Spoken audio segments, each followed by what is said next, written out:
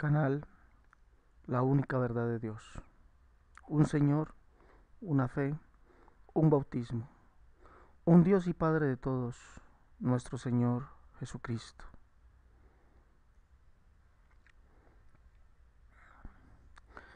Presenta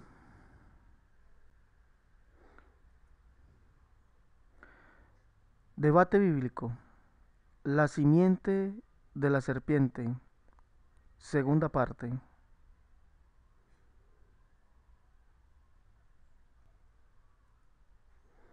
Expositores.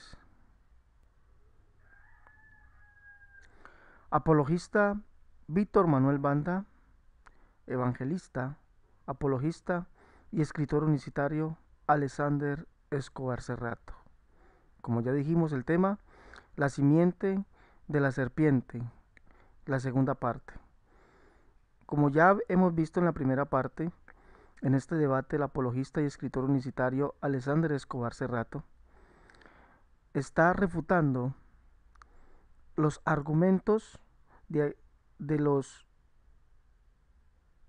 aquellos que defienden la doctrina de la simiente de la serpiente, de aquellos que dicen que Eva tuvo relaciones sexuales con la serpiente y fruto de aquella relación sexual fue Caín, que Eva adulteró.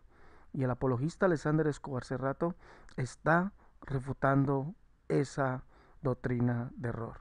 Continuamos viendo este debate que se llevó a cabo el viernes 26 de mayo del 2017 en Radio Énfasis. Sigamos viendo esta segunda parte de este debate.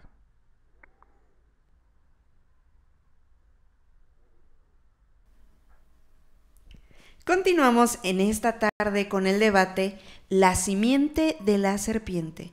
El apologista Víctor Manuel Banda contra el apologista Alexander Escobar.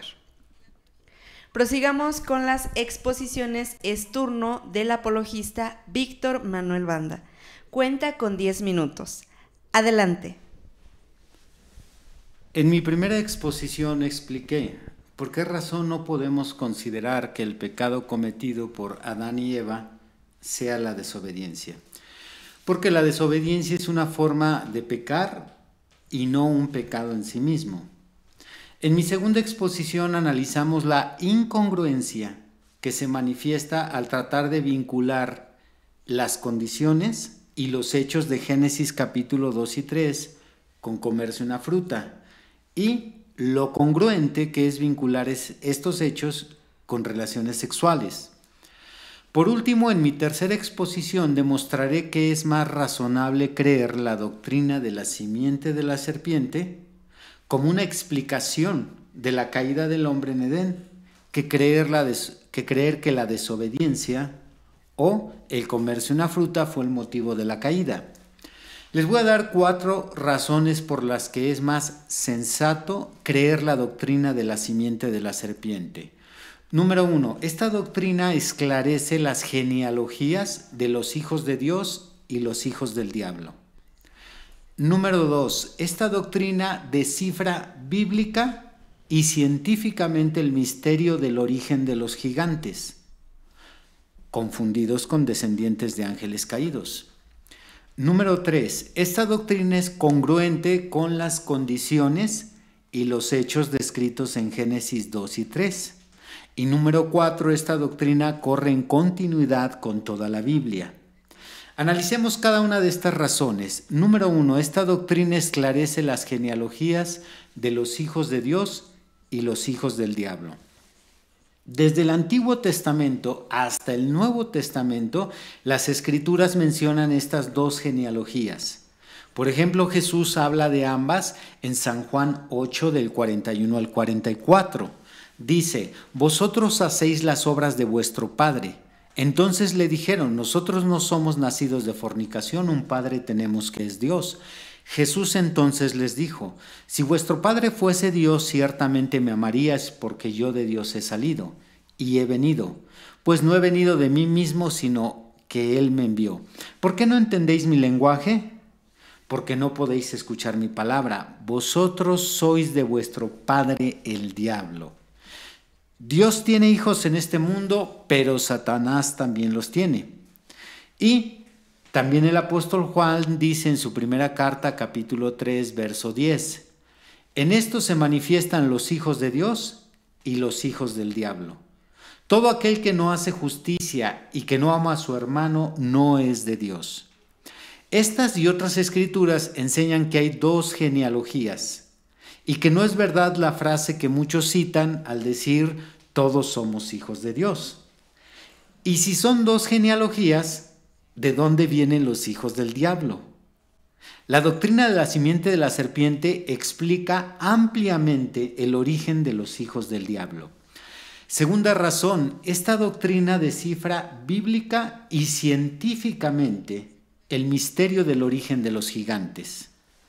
Confundidos, muchos los confunden con descendientes de ángeles caídos.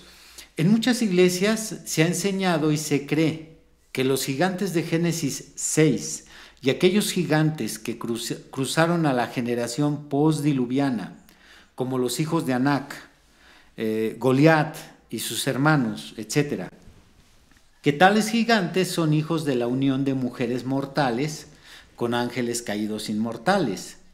Pero yo he explicado en algunos programas de radio que no hay bases bíblicas sólidas para esta interpretación. Solo hay supuestos, acompañados de escrituras tergiversadas.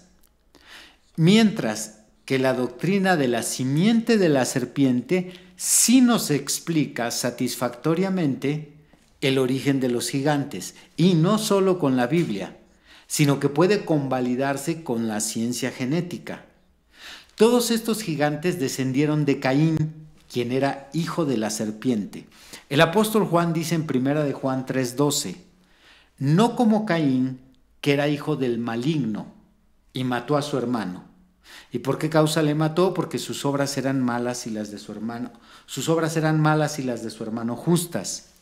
Ningún cristiano aceptaría que el maligno de quien Juan habla hace referencia a Adán y mucho menos a Dios.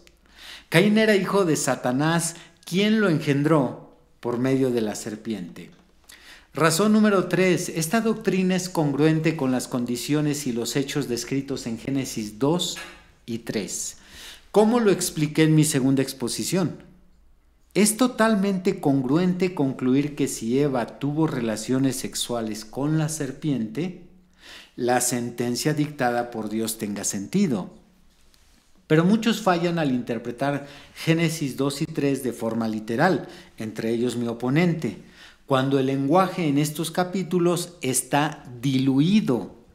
Las frases y palabras simbólicas están interlineadas con las frases literales. Por ejemplo, los árboles son simbólicos. El verbo comer es simbólico. El fruto es simbólico. La expresión herir en la cabeza y herir en el calcañar es simbólico. Estas palabras y expresiones están diluidas con expresiones literales. Esto es lo que convierte este tema en un misterio. Pero Dios, quien envió a su profeta William Branham, a través de él, nos reveló estos misterios. Razón número 4. Esta doctrina corre en continuidad con toda la Biblia. Esta doctrina no embona en la mente de muchos, pero sí embona con la Biblia. El hecho de que muchos cristianos no puedan concebir esta doctrina no equivale a que esté mal, equivale a que es un misterio. Pero si filtramos la doctrina de la simiente de la serpiente por los 66 libros, no contradecirá ningún pasaje.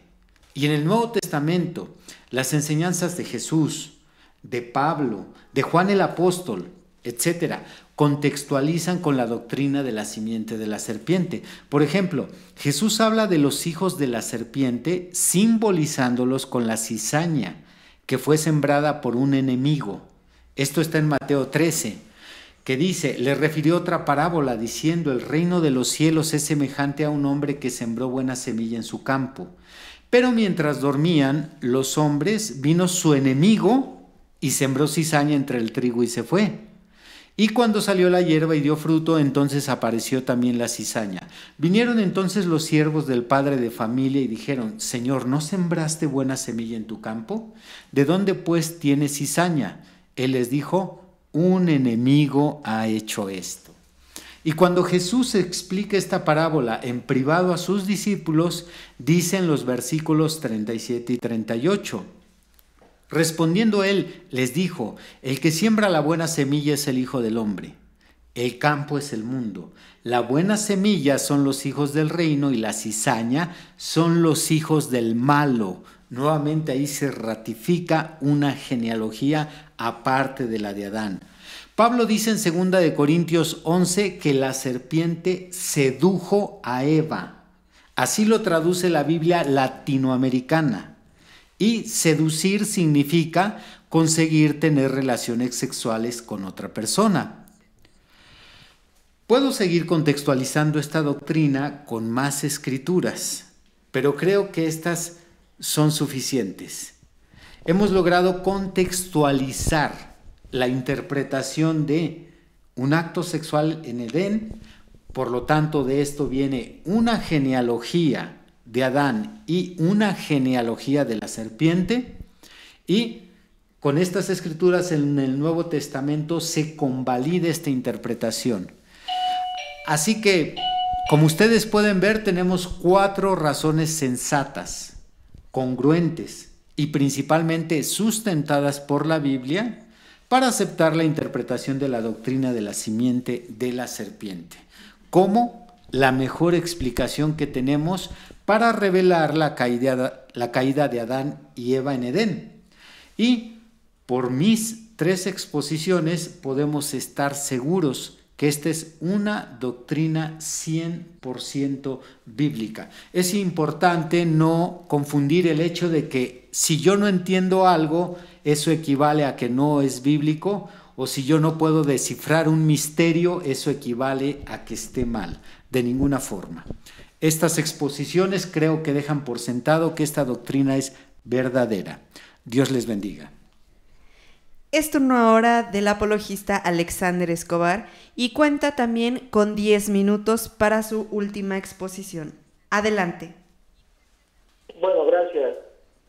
Ya que el tiempo es el enemigo nuestro aquí en este debate, quisiera empezar por ser breve y rebutar a mi oponente. Él dice que el pecado de Adán y Eva fue tener relaciones sexuales entre ellos dos, pero eso ocurre en Génesis capítulo 3. Pero vemos que Dios le da el mandato a Adán y a Eva en el capítulo 1, ¿ya? O sea, cuando narra la creación de los hombres, dice que varón y hembra los creó.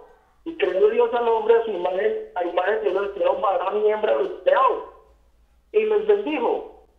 Y Dios les dijo: fructificad y multiplicaos, llenad la tierra y conquistadla, y señalad a todos los demás. ¿Cómo se iban a multiplicar? Pregunto yo. Y era pecado tener relaciones sexuales. Creo que esta escritura refuta ese argumento. Bueno, ahora el segundo argumento que dice el hermano, dice que 1 Juan 3:10 dice que ahí está hablando de los hijos del diablo. En esto se manifiestan los hijos de Dios y los hijos del diablo. Todo aquel que hace justicia y no ama a su hermano es de Dios. Pero un texto sin un contexto es un pretexto para una mentira. ¿Sí? Eso lo dicen los que hablan de la exégesis y la hermenéutica, ¿no? Pero el texto que dice cuando una persona es hija del diablo, no dice que sea por simiente o por linaje. El verso 8 nos dice: el que practica el pecado es del diablo, porque el diablo peca desde el principio, pero para eso apareció el Hijo de Dios para deshacer las obras del diablo. Entonces, el que practica el pecado, o sea, ser del diablo, ser hijo del diablo, es practicar el pecado. Y por eso Efesios capítulo 2, verso 2 nos dice: en los cuales anduviste en otro tiempo, ya en el pensamiento, ya en el espíritu que ahora opera en los hijos de desobediencia. ¿Y ese espíritu cuál es? ¿El diablo o Satanás? Bueno, para continuar, el apologista anda nos dice que el comer una fruta es simbólico a tener un adulterio, porque eso lo dice Proverbios 3:20, ¿ya? Dice que la conducta de la mujer adúltera es así, que se come como una fruta y se limpia y dice, no he hecho nada. El proceder de la mujer adúltera es así, come y limpia su boca y dice, no he hecho nada. ¿Pero qué es un proverbio? Un proverbio es una narración que nos hace o nos da un ejemplo. Primeramente en el proverbio no dice Adán, no dice Eva, ni tampoco dice serpiente. Pero ahora, si el tener una relación sexual es indicio de comer, o el tener comer o es indicio de una relación sexual, entonces habría un texto en la Biblia que diría el hombre se comió a su mujer o la mujer se comió al hombre.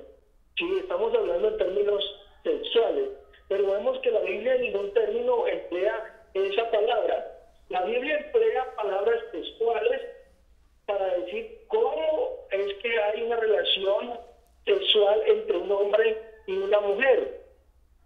Génesis 34 nos habla, la Biblia nos dice esto: conoció, se acostó, durmió.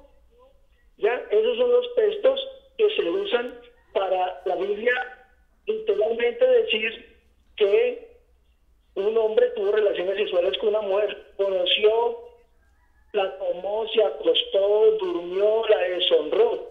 Ya, esos son los textos. Veamos Génesis capítulo 24, verso 1. Salió Dina, la hija de Lea, la cual había dado luz a Jacob, a ver a las hijas del país. Y la vio Siquem, hijo de Hamor, hebreo, príncipe de aquella tierra, y la tomó. Y se acostó con ella y la deshonró. ¿Ya? Vamos a mirar otro ejemplo. Génesis 35, verso 22 dice: aconteció que cuando moraba Israel en aquella tierra, fue Rubén y durmió con Bilha, la concubina de su padre, la cual llegó a saber Israel. ¿Ya? Ahí aparece el texto dormir. Y ese texto o ese verbo hace alusión a tener una relación sexual con Rubén y Bilha. Ahora, Génesis capítulo 29, verso 23 dice: y sucedió que la noche que tomó Lea a su hija y se la trajo, y él se llegó a ella, y se llegó también a Raquel. Sí, aquí está hablando de Jacob que se llega a Lea, y se llegó también a Raquel. O sea, está hablando de tener el hombre una relación sexual. Textualmente la Biblia nos dice que cuando se dice se llegó, conoció, se acostó, la tomó, durmió con ella, la deshonró, está hablando de tener una relación sexual. Ahora, ¿qué pasa con el proverbio del capítulo 30, verso 20? Muy fácil. Dice Primera de Samuel capítulo 12 que David, viendo a la mujer que estaba desnuda, mas viéndola, dice que la deseó y la tomó, ¿no? Y ella lo que hizo fue purificarse. Vamos a leerlo. Primero de Samuel.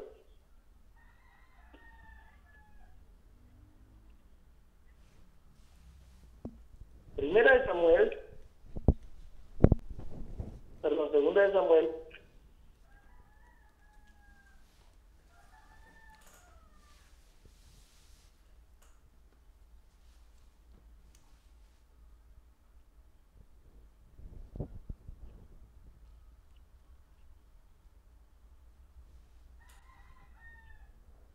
Capítulo 11. Dice que aconteció al año siguiente, en el tiempo que salen los reyes, la tierra de David envió a Jacob, y con él sus siervos y el pueblo de Israel, y que destruyeron los amonitas y sitiaron a Rabá, pero David se quedó en Jerusalén.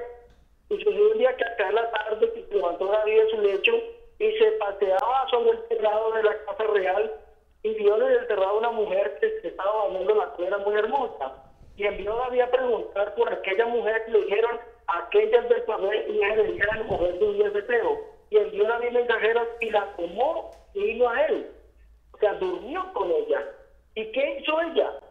Y él durmió con ella, luego ella se purificó de su inmundicia y se volvió a su casa. Lo que está narrando el proverbista es la conducta propia que tuvo la madre de él. Y me imagino que habrá sido la conducta que tuvieron muchas mujeres en los días del proverbista. ¿Qué hizo ella? Durmió con David, pero como ella era casada, ni se purificó de su pecado y no pasó nada. Para ella no pasó nada hasta que el día que dijo, estoy encinta. A eso es lo que narra, o a eso es lo que trata de explicar el Proverbio 30:20. Pero no dice Eva, no dice serpiente, no dice que tuvieron Adán y Eva una relación sexual. Es más bien trata de explicar la conducta de las mujeres en el tiempo de proverbista. Ahora, el otro argumento del señor Banda es que la mujer dice que fue seducida, como aparece en 1 Corintios o en 2 Corintios capítulo 11, verso 3, ya que Eva siendo seducida cayó en transgresión. Pero no solamente esto lo dice el señor Banda, también Abraham dice, engañar significa deshonrar, refiriéndose a 1 Timoteo 12 de 2 Corintios 11:3. Entonces la serpiente deshonró, dice el Señor aquí, deshonró sexualmente a Eva, que era virgen, ¿no? Pero si vamos a buscar el significado etimológico de la palabra, no significa que ese deshonrar o ese engañar significa seducir sexualmente. Ese significa epitemao, apatao, que significa engañar o hacer trampa, que es muy diferente a seducir sexualmente. El texto traducido legalmente es el que dice, y fue engañada, la serpiente le hizo trampa. Ya, seducir viene del latín seducto, acción de apartar, persuadir a alguien con argucias o halagos para que haga algo frecuentemente malo. Ese es el orden, o esa es la etimología del texto, ¿ya? Que significa apatao, ¿ya? Es engañar. No dice seducir sexualmente. Es muy diferente. Hasta aquí el tiempo de su tercera exposición, apologista. Vamos a la tercera y última confrontación. Iniciamos con el apologista Víctor Manuel Banda. Recuerden que tienen 10 minutos. Adelante.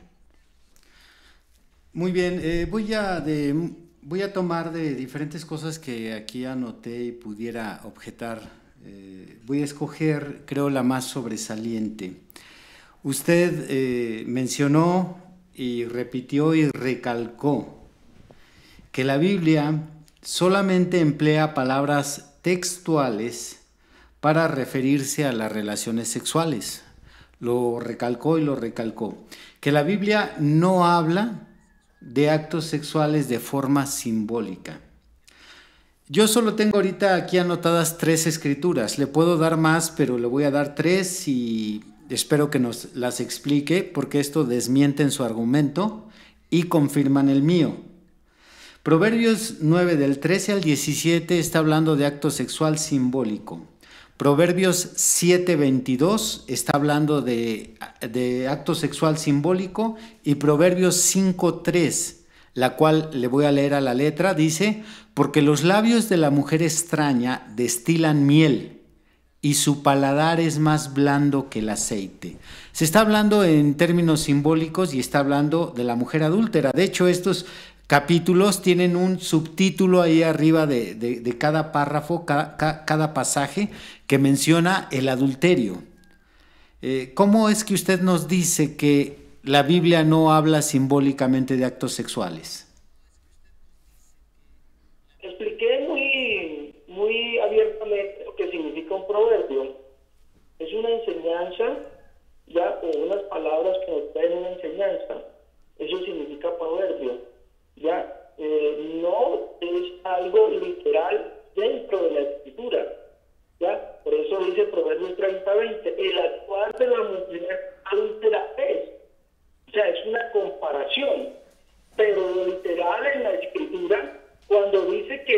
se llega a la mujer, dice, se acostó, durmió, la tomó, la conoció, la deshonró, adulteró. No dice en ningún momento, lo literal de la escritura no dice, se la comió. No dice eso. Pero Proverbios 9:17, aunque sea un proverbio, los proverbios también contienen lenguaje simbólico, porque usted no toma en Proverbios 8 a la sabiduría como algo literal. Usted sabe ahí que la sabiduría es simbólica. Ahí está hablando simbólicamente, muy independientemente de que sea proverbio, sea un salmo, sea lo que sea, es un símbolo. Por lo tanto, usted por el hecho de que sean proverbios no puede desechar el lenguaje simbólico. Dios nos está hablando en los proverbios literal, pero también simbólicamente. Porque dice, los labios de la mujer extraña destilan miel. Eso es hablar simbólicamente. Nosotros sabemos que de la boca de una mujer no sale miel. Nosotros sabemos que su paladar, que es más blando que el aceite, sabemos que no es aceite literal. Todos esos símbolos, entonces no puede descartar la simbología de proverbios nada más por el hecho de que en proverbio encontremos comparaciones. Efectivamente, por eso le repito, que es un proverbio, ya lo he definido, un proverbio es un mensaje o una palabra, una oración que trae un mensaje simbólico que nos da una enseñanza a nuestra vida cotidiana. Eso es un proverbio. Pero lo literal de la escritura, si hubiese dicho que Eva, o que ese hubiese sido el proceder de Eva, ya, ahí hubiese dicho el proceder de Eva fue así. No lo dice, no hay ninguna escritura que diga que el proceder de Eva fue adúltero, no lo hay. O que Eva tuvo relaciones sexuales con la serpiente, tampoco lo hay. Bueno, eso ya lo expliqué anteriormente. No podemos esperar que todas las doctrinas que predicamos se expresen o las encontremos texto a texto en la Biblia como usted espera que lo diga. Yo acabo de explicar, no encontramos pornografía, no encontramos licor, no encontramos cigarro. Sin embargo, contextualizamos eso con otros pasajes y parafraseamos la enseñanza. Entonces no está bien que usted exija que lo diga literalmente. Pero si usted sigue insistiendo que las relaciones sexuales solamente se expresan literalmente y no simbólicamente, también está contradiciendo el Evangelio de Mateo, capítulo 1, verso 25, donde dice ahí, refiriéndose a José, teniendo relaciones sexuales con María, pero no la conoció hasta que dio a luz a su hijo primogénito. La palabra conocer ahí es simbólica, se está refiriendo a acto sexual, pero no la conoció hasta que dio a su hijo primogénito. Y esa palabra conocer también aparece en Génesis capítulo 4, refiriéndose a que Adán conoció a Eva y tuvo a Set. Entonces, sí habla la Biblia de actos sexuales con expresiones simbólicas. Conocer es simbólico. Apologista, usted se equivoca en esa parte, porque estamos hablando, usted quiere traer el texto a lo que significa en español, pero cuando el texto lo habla en su idioma original no se refiere a eso. El escritor sabe muy bien y lleva al que lo leía en el primer siglo, sabía que ese texto para ellos conocer significaba tener acto sexual. Es más, las Biblias las nuevas versiones dicen que no tuvo José relación sexual, relación marital con su mujer hasta que tuvo su primer hijo o su primer hijo. Entonces, no, eso no es un lenguaje simbólico, es un lenguaje textual, que el lector sabía a qué se estaba refiriendo el que escribía. Entonces, eso ahí no es textual apologista. Eso ahí no es simbólico, es muy textual apologista. Pues la interpretación se oye convincente, pero ya nada más le falta a usted respaldarlo con los originales hebreos o griegos para que, como usted dice, esa sea una palabra que ellos usaban o interpretaban como tener sexo. La cuestión aquí es que ¿en dónde más encuentra usted esa palabra para poder, en la Biblia, claro, para poder decir esto significa sexo. Si de hecho nada más aparece hablando de relacionarse con sexo en Mateo 1 y en Génesis 4. ¿Con qué va a respaldar su argumento? Eso, y no conoció, oiga bien, y no conoció a Adán, y conoció a Adán a su mujer, y ella ya dio a luz. Entonces, eso indica que ese conocer no es algo simbólico. Eso de conocer es algo textual, ¿ya? Que tuvo una consecuencia, da a luz un hijo. Entonces, ¿cómo se dan a luz los hijos? Pues no puede ser porque se la presentó, mucho gusto, me llamo Adán, ¿cómo te va? Me llamo Eva. No, bueno, salgamos y tomamos un café. No, a eso no se refiere. Ese conocer, el hebreo y el griego sabía que eso era algo muy textual, que significaba tener una relación sexual. ¿No será más bien un eufemismo? Para nada. Ok, parece que aquí llegamos a un punto muerto. Usted hace un momento decía que cómo era posible que Eva haya sido aquel árbol si Eva nació después de que el árbol de la ciencia del bien y del mal estaba en medio del huerto. Pero usted quiere interpretar el Génesis 2 y 3 de una manera cronológica y eso es totalmente imposible porque los eventos descritos ahí no están cronológicamente. Simplemente hace un momento usted citó el mandamiento que Dios les dio a Adán y Eva: multiplíquense y fructifiquen. Y cuando ese mandamiento lo recibieron, Eva todavía no estaba presente. Por lo tanto, los eventos del Génesis no están cronológicamente escritos. Pero el texto dice: el día que Dios los creó, el varón y hembra los creó, y dijo: fructificad y multiplicaos. ¿Correcto? Pero no dice en Génesis capítulo 2, por ahí por el verso 20, que Dios formó a Eva de la costilla. Sí, pero entonces eso lo que da a entender es que cuando los creó, antes de que pecaran, le dijeron: fructifiquen y multiplíquense. No fue después de la desobediencia. Bueno, creo que ahí ya está un poquito más profundo el tema. Vamos a dar paso entonces al segmento de las preguntas enviadas por nuestro público. La primera dice: ¿hubo un motivo por el cual la serpiente llegó con Eva y no con Adán? ¿Es posible que pudiera haber engañado a Adán?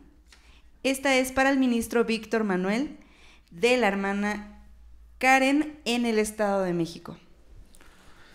La razón por la cual llegó con Eva y no con Adán es porque el varón siempre es el instrumento por el cual Dios dirige, guía, gobierna sus asuntos aquí en la tierra. Y la mujer, como un subproducto de la creación, es un vaso más frágil, no solamente en cuestiones físicas, sino también en cuestiones espirituales, intelectuales. Entonces, Eva era el instrumento más frágil para que Satanás pudiera entrar en los planes de Dios y llevar al hombre a la caída. Por eso dice el apóstol Pablo en 1 de Timoteo capítulo 2, que la mujer, siendo engañada, incurrió en transgresión. También para el apologista. ¿Quisiera agregar algo, apologista Alexander, a esta respuesta? No, es correcto lo que el hermano dice. Sí, el varón es la imagen de Dios y la mujer es la imagen del varón. Muy bien, la siguiente pregunta es del hermano Eiben para el hermano Alexander y dice: ¿por qué castigaron a la serpiente? Y si puede dar la escritura donde se le da a la serpiente un mandato de prohibición por engañar a Eva.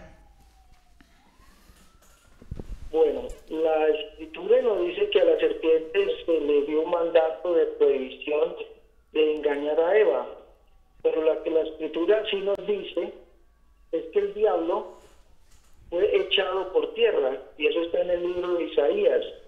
Ya el diablo quiso llevar a la creación de Dios, a lo más precioso de la creación de Dios, que es el ser humano, la joya de la corona de Dios, llevarlo al mismo pecado de él. Por eso le dice a Eva, sabe Dios, el día que ustedes coman del árbol, serán semejantes a Dios. Ese fue el pecado de él, pecado imperdonable, pecado por el cual él se condenó, sin perdón de Dios, porque ese pecado no tiene perdón de Dios. Por eso quiso engañar de la misma manera a la joya de la creación de Dios, que es el ser humano. Y a causa de eso, de ese pecado de desobediencia, vino ahora sí la salvación a los hombres con el postrer Adán, que es nuestro Señor Jesucristo. Muy bien, quisiera complementar con algo, apologista Víctor Manuel. La cuestión del mandamiento sobre el no comerás era concretamente para Adán y para Eva.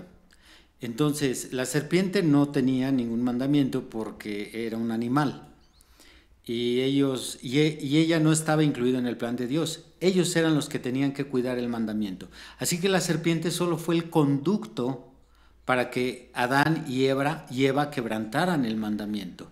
Por lo tanto, podemos considerar a la serpiente responsable no por quebrantar el mandamiento, sino por ser el instrumento de Satanás para quebrantar al mandamiento. Por eso es que la maldición viene sobre la serpiente por el hecho de que se prestó como un instrumento para que Satanás echara abajo los planes de Dios en el Edén. Esta siguiente pregunta nos la envía la hermana Ruth Yáñez y es para el apologista Víctor Manuel y dice, ¿Caín y Abel eran gemelos? No, pero sí eran mellizos. Sabemos que los gemelos vienen de una misma célula, de una célula heterocigoto. Esto es, la célula que es fecundada, que es el cigoto, se divide en dos y de ahí vienen los gemelos que son idénticos. Pero los mellizos que vienen de dos células diferentes, que es el caso de Caín y Abel, porque este tema no lo pudimos llevar más profundamente, pero la célula que puso la serpiente en Eva, esto es el esperma, fecundó un óvulo y después Adán puso su esperma en Eva y fecundó otro óvulo. Por eso encontramos en Génesis capítulo 4 dos nacimientos, pero solamente un acto sexual, porque solo se menciona una vez, y conoció a Adán a su mujer y dio a luz a Caín. ¿Por qué se menciona a Caín y seguido a Abel? Porque eran mellizos, no gemelos, sino mellizos. Muchas gracias. ¿Usted quisiera complementar algo a esta respuesta, apologista Alexander? Claro, sí. Lo que acaba de decir el hermano no va al lugar, porque efectivamente decir que la simiente o decir que la serpiente dejó un esperma en Eva es ir en contra de lo natural de Dios, de la Biblia, de su palabra. La palabra de Dios nos dice que de una sola sangre, no de dos sangres, hizo Dios a todos, óigame bien, enfatiza, eso está en Hechos capítulo 17. Dice, de una sola sangre hizo Dios todo el linaje de los seres humanos. Entonces, al hablar de todo el linaje, ahí entra Caín, porque Caín era un ser humano. Pues todo linaje. Ahora, la Biblia también me dice que una es la naturaleza o la simiente, ¿ya?, de las bestias, y otra es la naturaleza o la simiente de los seres humanos. Entonces, por lo tanto, no se pueden mezclar. Entonces, en esa parte es impreciso y es antibíblico decir que son dos simientes diferentes, porque no podría haber fecundado Eva, así hubiese tenido relaciones sexuales con la serpiente, ¿ya? Muy bien, la siguiente pregunta nos la envía el hermano Jairo desde Colombia y esta es para el apologista Víctor Manuel y dice: hermano, explíqueme, ¿por qué el árbol de la ciencia del bien y del mal es la mujer? Porque es la que da frutos buenos y da frutos malos. Entendemos que los hijos vienen a ser un fruto de nosotros, como se le dijo a María en relación a su hijo, al que el Espíritu Santo había engendrado en ella. Hace mención sobre el fruto, bendito el fruto, refiriéndose al hijo concebido por parte del Espíritu Santo en el vientre de María. Y la mujer, como un árbol de frutos, da tanto hijos buenos del linaje de Adán como hijos malos del linaje de la serpiente. Por eso es de la ciencia del bien y del mal. Y dice ahí de la ciencia. La palabra ciencia también se traduce en algunas escrituras como conocimiento. Por lo tanto, es el árbol del conocimiento. Lo que hace un momento argumentábamos sobre conocimiento, el equivalente a relaciones sexuales. El árbol del conocimiento del bien, linaje de Adán, y del mal, linaje de la serpiente. Por eso en la parábola Jesús, cuando habla de la cizaña, que también es fruto, dice: un enemigo ha hecho esto. Cuando dice las cizañas son los hijos del malo. Por eso Eva es madre de todo ser viviente, de la descendencia de Adán, de la descendencia de la serpiente. ¿Quisiera agregar algo, apologista Alexander? Sí, bueno, también es otra imprecisión decir que el fruto del árbol de la ciencia del bien y del mal es una mujer. Porque vemos el hecho de la creación. Dice: Jehová Dios hizo la tierra y los cielos y toda planta del campo. Y el verso 6 dice: y sino que subía de la tierra un vapor que riega toda la faz de la tierra. Entonces Jehová formó al hombre del polvo de la tierra y sopló en su nariz aliento de vida y fue el hombre un ser viviente. Aquí viene el árbol.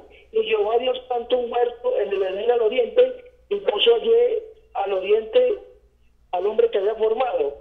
Y Jehová Dios hizo nacer de la tierra todo árbol delicioso a la vista y bueno para comer, también el árbol de la vida en medio del huerto y el árbol de la ciencia y el bien y el mal.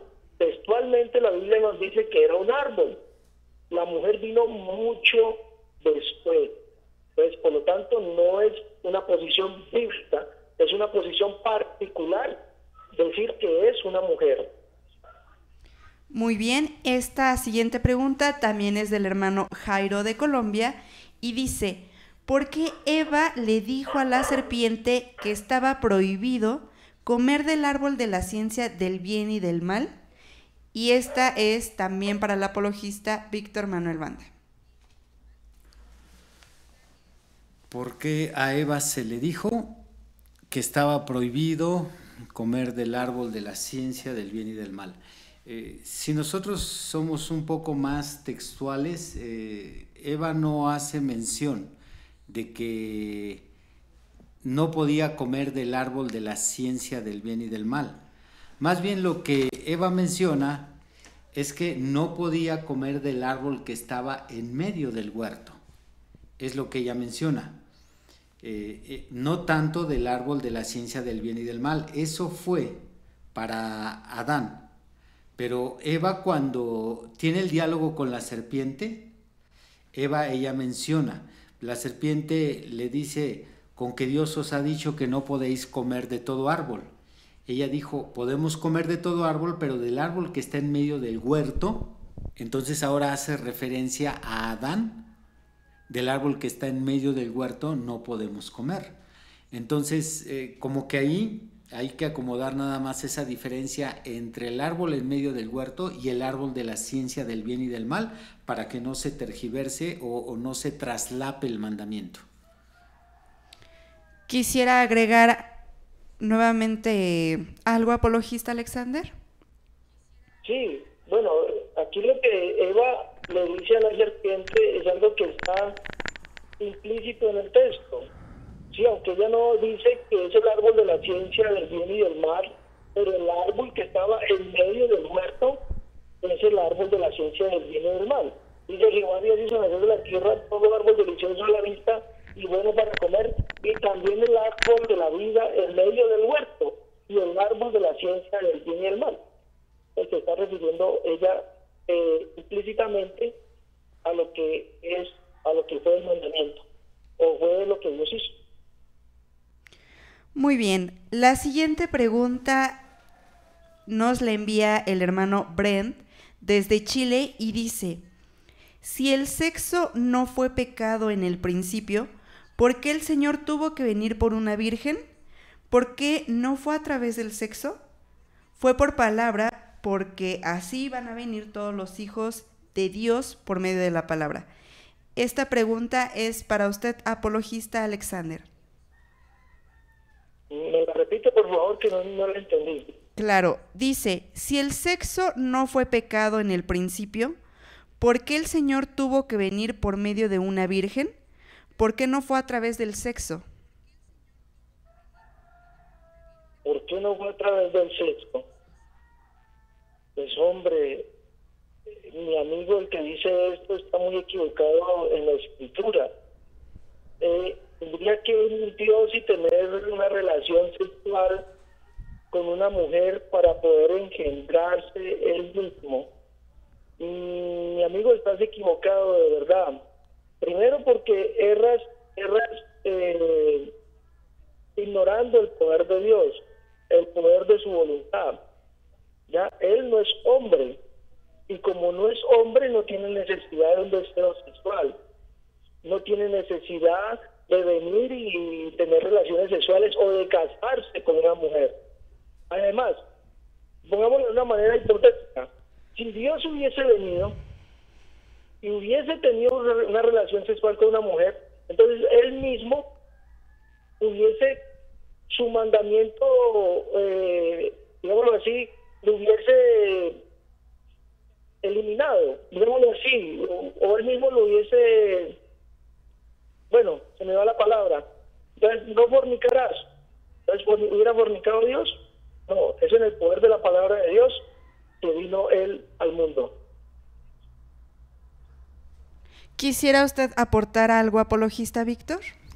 Claro, la pregunta de nuestro hermano sigue reforzando, sigue confirmando que el sexo en el inicio era pecado. Como lo expliqué, hubo cambios después. El sexo entró permisivamente a la humanidad.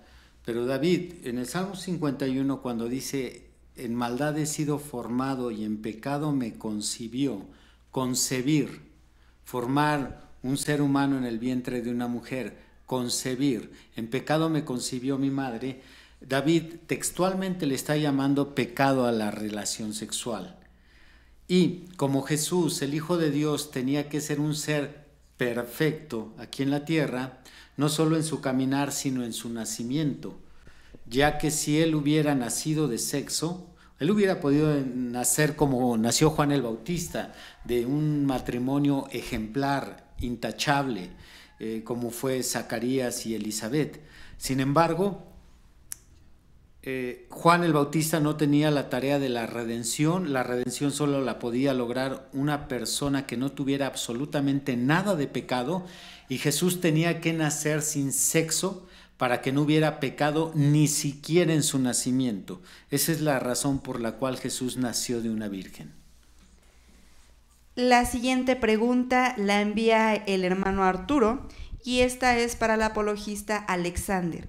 Y dice, ¿puede explicar usted qué tiene que ver o cuál es la relación de haberse comido un fruto con el verso 15 del capítulo 3 que dice, y pondré enemistad entre ti y la mujer y entre tu simiente y la simiente suya? La relación es sencilla. La mujer tenía el mandamiento dada por Dios, Adán, y de Dios, o por medio de Adán, transmitida a su mujer. La serpiente, influenciada por el diablo, poseída por el diablo, fue el medio para que la mujer cayera en transgresión e hiciera transgredir a su marido. La serpiente hizo que la mujer comiese de ese árbol, de ese fruto. La mujer pues, le llevó a su marido del fruto y él comió. Pues por lo tanto, como la serpiente fue el vínculo o el vehículo o el medio por el cual llegó el pecado al hombre, la desobediencia los incitó a la desobediencia, pues por eso viene tanto el castigo para ella como el castigo para el ser humano. Muy bien, quisiera dar su punto de vista, apologista Víctor. Claro, yo mencionaba en mi exposición lo importante que es mantener la congruencia de la Biblia y por lo tanto debemos de ser congruentes a la hora de interpretar. Si buscamos una congruencia entre la caída y la maldición, no existe ninguna congruencia al interpretar que fue una fruta y ni siquiera que fue la desobediencia. Pero sí existe una congruencia entre analizar que si la situación de la caída tiene que ver con actos sexuales, la maldición también tiene que ver con el fruto del acto sexual, que es el embarazo, el parto, la descendencia. Por eso se le dice a la serpiente, sobre tu simiente, esto es tu descendencia. Entonces, todo lo que va involucrando en la maldición, Dios está conectado y hace congruencia con los actos sexuales cometidos. Y es incongruente si interpretamos que es una fruta o un árbol literal. No hay congruencia entre la maldición y los hechos y las condiciones. Muy bien, la siguiente pregunta nos la envía el hermano Rubén y es para ambos apologistas y dice, ¿por qué el apóstol Pablo es más directo en la epístola a los Corintios al hablar del hombre cuando le fueron abiertos los ojos en su mujer Eva? ¿No le parece que ese es un síntoma de lujuria? Por tanto, concluiríamos en un acto sexual. Le doy la palabra al apologista Víctor. Adelante. Claro, el apóstol Pablo, como un hebreo que conocía muy bien el Génesis y los Hechos, él está mencionando ahí la palabra seducir, se mencionó en base a la Biblia, a la interpretación de la Biblia latinoamericana, que no usa engañar, sino sedujo. Y también lo que es el contexto de las palabras de Pablo, porque él hace una analogía de Cristo como el esposo de la iglesia y Eva, que era la esposa de Adán, quien fue engañada. Y a Pablo le da temor que así como Eva fue engañada, la sedujo, así la iglesia sea engañada, también seducida, porque nosotros sabemos que tanto Dios como Satanás puede preñar nuestras almas. Entonces podemos ser seducidos en nuestros sentidos, dice el apóstol Pablo. Así que creo que esta analogía sigue confirmando la doctrina de la simiente de la serpiente. Puede dar ahora su respuesta, apologista Alexander. Adelante. Sí, es muy... En lo que dice la primera parte del apologista Banda es verdad. El apóstol Pablo sabía lo que significaba en el contexto hebreo y griego, lo que significaba la palabra engañar. Ahí Pablo usa, en el texto usa el griego zapateo, ¿ya? Y eso significa engañar, seducir, pero no dice que eso sea seducir sexualmente. El texto no dice eso, no se traduce así. Se traduce como hacer trampa, artimaña de error. No dice el texto que sea seducir sexualmente. Sí dice seducir de engañándolo, haciéndole trampa con una artimaña. Eso fue lo que hizo Satanás por medio de la serpiente a Eva. La engañó, le hizo trampa por medio de la artimaña. ¿Cuál fue la artimaña? con que Dios os ha dicho que no podéis comer de ningún árbol. Esa fue la artimaña. La mujer cae en la artimaña, cae en la trampa y le dice, no, sino que del árbol que está en el medio del huerto. La serpiente vuelve y argumenta, ¿sabe Dios que el día que ustedes coman del árbol serán semejantes a él? Esa fue la trampa, la artimaña. ¿Ya? No dice la sedujo sexualmente. Es más, en ese texto de Génesis 3:13 dice engañar, no dice seducir. Ahí en el hebreo y en el griego no dice seducir, dice engañar, que es lo mismo. Vamos a continuar con la siguiente. Esta nos la envía la hermana Doraida y es para el apologista Alexander y dice: Génesis 2:15 habla de dos simientes. Por favor explique por qué y hoy, según la ciencia, hay mellizos de diferentes papás en un mismo parto. Sí, eso se puede dar, pero cuando la Biblia no se transgride las leyes bíblicas, las leyes de la genética que son las mismas bíblicas. La ley bíblica dice, de una sola sangre hizo Dios todo el linaje humano, todo, de una sola sangre. ¿De cuál sangre? De la de Adán, evidentemente. ¿Sí? Ahora, dice la Escritura que una es la naturaleza o la simiente o la semilla o lo que usted quiera llamarle de las bestias y otra es la del ser humano. Por lo tanto, no se puede mezclar. Una simiente de una bestia con la del ser humano no se puede mezclar. No puede una mujer concebir de una bestia. No lo puede hacer porque sería antibíblico y antigenético. La genética hoy en día nos dice que eso no se puede dar, hablando en forma de una bestia y de un ser humano, pero de dos seres humanos sí se puede dar. Y la culebra dice que era una bestia, lo dice el texto de Génesis. Por lo tanto, no podía la culebra, siendo una bestia, engendrarle a Eva. ¿Quisiera dar su aporte, apologista Víctor? Claro que sí, nada más corrigiendo a nuestra hermana, es el capítulo 3, mencionó ella en el 3:15, se mencionan dos simientes, precisamente porque ahí se está haciendo a la letra textualmente una distinción. Entre la maldición pondré enemistad entre tu simiente y la simiente de ella. Creo que ahí no podemos decir nada en contra del texto porque es muy evidente que se está hablando de la descendencia de la serpiente.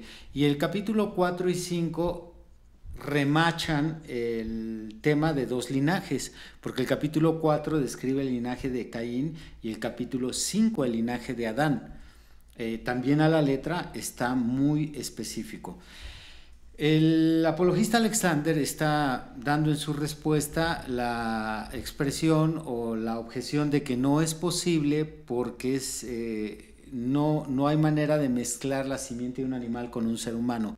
Estoy 100% de acuerdo, pero yo he explicado en cápsulas que he hecho y también en programas de radio cómo la serpiente era casi semejante al ser humano. No hay manera de explicarlo ahorita porque no cuento con el tiempo, pero al ser casi semejante al ser humano, eso es lo que hizo posible que estas dos simientes se cruzaran, la simiente de una serpiente con la de un ser humano.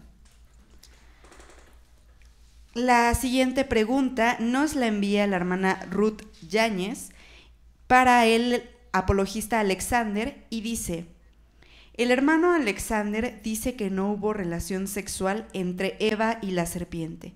Entonces, ¿de qué forma Eva concibe a Caín y cuál fue ese fruto? Bueno, pues lo que dice la Escritura, ¿cómo fue Caín engendrado? Sí, la Escritura dice, y conoció a Adán a su mujer Eva, la cual concibió y dio a luz a Caín. Y dijo, por voluntad de Jehová he adquirido varón. La Escritura no me dice que Eva tuvo relaciones sexuales adúlteras con la serpiente. Eso no me dice la escritura. La escritura por ninguna parte nombra eso. Ahora, lo que dice la escritura dice, y conoció a Adán a su mujer.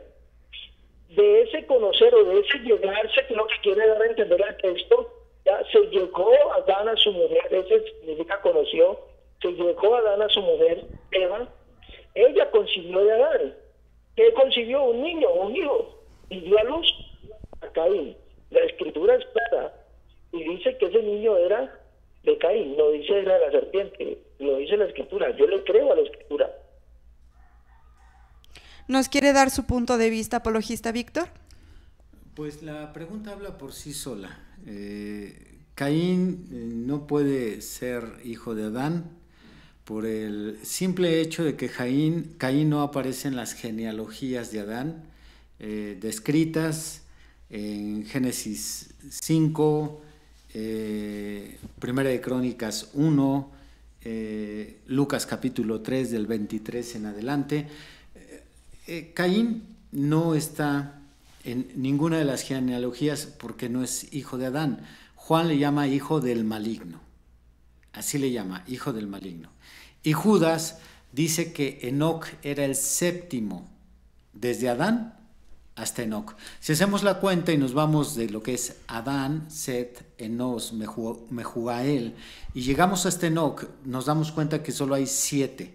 Caín no entra ahí. Entonces, esto nuevamente contextualiza con los demás libros de la Biblia. Por eso yo mencioné que la doctrina de la simiente de la serpiente corre en continuidad con toda la Biblia.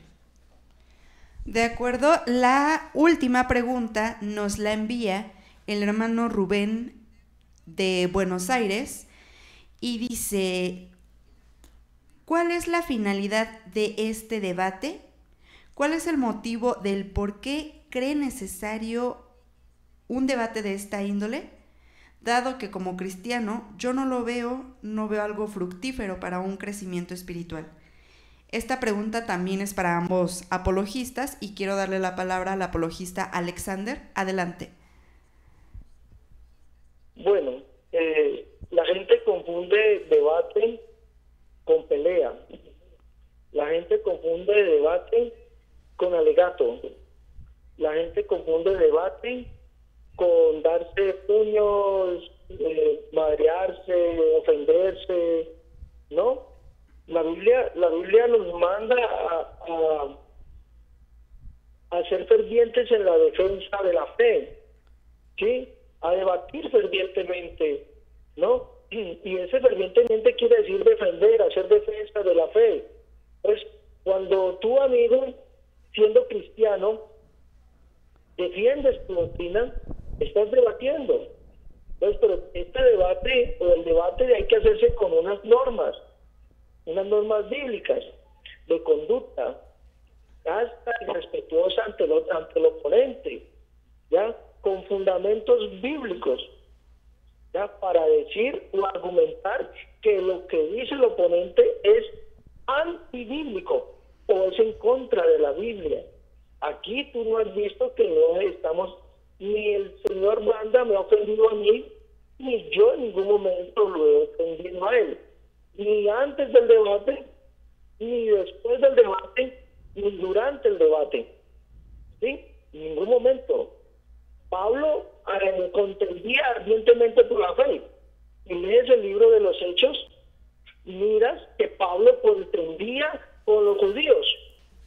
Y Pablo, entonces, ¿qué pasaba ahí? Judas dice que hay que contender ardientemente por la fe. Pero ese contender, amigo, este debatir es con respeto, ¿ya? Mostrando nuestra conducta respetuosa ante el oponente, ¿ya? El argumento nuestro no es por el insulto, el argumento nuestro es bíblico. Entonces, por lo tanto, si hay un fruto en él, hay que aprender. ¿Y cómo se aprende? Por medio de las Escrituras. Dios le bendiga. Gracias. Esperamos su respuesta ahora, apologista Víctor. Parece ser que este es el único punto, la única respuesta en donde vamos a concordar 100% el apologista Alexander y yo, pero Bien, creo que aunque no hemos concordado en otros, nos estamos edificando mutuamente. Confirmo lo que él ya explicó. Las escrituras nos ordenan en Judas 1:3 a contender ardientemente por la fe. El apóstol Pedro dice en 1 de Pedro 3:15 que estemos siempre preparados para presentar defensa con mansedumbre y reverencia ante todo el que nos demande razón de la esperanza que hay en nosotros. Entonces es escritural contender para defender las creencias. Pero como ya lo dijo el apologista Alexander, bajo ciertas normas de respeto, educación, apegarnos también a un esquema de debate, todo esto es edificativo. Y para nuestro hermano, que creo que la pregunta la hace en buen espíritu, también aprovecho para extender la respuesta a otras personas que no han logrado entender el fin de los debates. La historia del cristianismo desde el siglo II prueba que muchas verdades que hoy en día abrazamos los cristianos se resolvieron no por medio del diálogo, sino por medio de los debates. Los mismos libros de la Biblia en el siglo II estuvieron en debate de cuáles libros eran considerados inspirados y cuáles deberían incluirse en el canon y cuáles no. Nuestra propia Biblia se formó a través del debate. Entonces, el debate tiene su lado bueno porque en ocasiones no es posible llegar a un acuerdo para saber cuál interpretación es la correcta, y creo que en el debate se da esta oportunidad de exhibir los errores, las malas interpretaciones, las tergiversaciones, etcétera, y la audiencia que lee la Biblia, que estudia la Biblia, es la que logrará ser el juez e identificar quién está en lo correcto. Entonces, hemos logrado terminar este debate, como ya lo mencionó el apologista y evangelista Alexander, con respeto, apegándonos a reglas, apegándonos a un esquema, y pues ahora lo que sigue es esperar que la audiencia haya tomado lo que a cada uno le pueda ayudar. Muchas gracias. Pues, querido público, hemos concluido este debate. Ahora nuestros exponentes tienen 2 minutos para dar su conclusión y despedirse de nosotros. Les pido a ambos que sean breves y les cedo la palabra al apologista Alexander Escobar. Adelante. Bueno, muchas gracias. No, primeramente, extender mi agradecimiento al apologista Víctor Manuel Banda, dar mi saludo a todos los oyentes, y pues la conclusión, ya ustedes han escuchado el debate, mis argumentos son bíblicos, 100% bíblicos, escriturales, textuales, lo que dice la Biblia. Quisiera tomarme este minuto pues para acabar en conclusión, decir por qué Caín no aparece en las genealogías. Pues sencillo, Caín no aparece en las genealogías porque las genealogías van hasta Jesús. O sea, la genealogía desde Adán hasta el último llegan hasta Jesús, tanto en Crónicas como en Mateo, ya las genealogías van a Jesús. Por eso Caín no aparece, porque Jesús no viene de la descendencia de Caín. Caín cayó en transgresión. Por eso sale de la genealogía y él llega, o sea, llega al lugar de él. Entonces, para todos, Dios les bendiga, y al hermano Víctor Manuel Banda, el Señor Jesucristo me lo guarde, a todos los que nos han escuchado, y para mí es un honor estar hoy en este prestigioso programa. Muchas gracias, apologista. Ahora queremos escucharlo a usted, apologista Víctor Manuel. Adelante. En base a todo este análisis que he presentado en esta tarde desde mi primera exposición, podemos concluir que la doctrina de la simiente de la serpiente es coherente con los hechos y congruente con la Biblia. Está bien fundamentada bíblica y científicamente, y nos ofrece descifrar otros temas en misterio, como el origen de los gigantes. Por tanto, es una doctrina que proviene de Dios, y lo que ustedes han de concluir deben de analizarlo a la luz de la Biblia, estudiarlo, cotejarlo y principalmente orar para que sea Dios quien les dé la revelación. Le doy las gracias y la gloria y la honra a nuestro Creador por medio del Señor Jesucristo, por habernos ayudado y por haberme asistido en este debate. Agradezco a mi oponente, el evangelista y apologista Alexander Escobar, por participar en este debate y por ser un caballero en la forma de conducirse. Le envío saludos a él, a su apreciable familia, a su congregación, hasta Colombia, y pues espero que en el futuro tengamos nuevamente la oportunidad de vernos aquí en el ring intelectual de Cuerpo a Cuerpo. Les envío saludos a todos, muy buenas noches y bendiciones del Todopoderoso. Le agradezco al apologista Víctor Manuel Banda y al apologista Alexander Escobar por su edificativa participación en este debate. Nos despedimos de ellos. A ti que nos escuchas, contáctanos en nuestra página web www.enfasisenlaverdad.org. En Facebook, Twitter y YouTube nos encuentras como Énfasis en la Verdad. Y nuestro número de contacto es 55 24 48 37 39, anexando el código internacional +52 1. Les informo que próximamente este debate se estará publicando en nuestro canal de YouTube, así que manténganse a la espera y suscríbanse. Gracias por acompañarnos, muy especialmente me despido de todos nuestros radioescuchas en Colombia, en Ecuador, en El Salvador, en Chile, en Venezuela, en España, en Perú, en Estados Unidos, en Nicaragua, en Honduras, en la República Mexicana. Muchas gracias por su sintonía. El día de hoy no tendremos el programa de los gigantes espirituales, así que los esperamos hasta la próxima semana. Yo soy Jocelyn Olmos, este fue un programa más de Cuerpo a Cuerpo, solo por Radio Énfasis, un manantial de bendiciones para tu vida.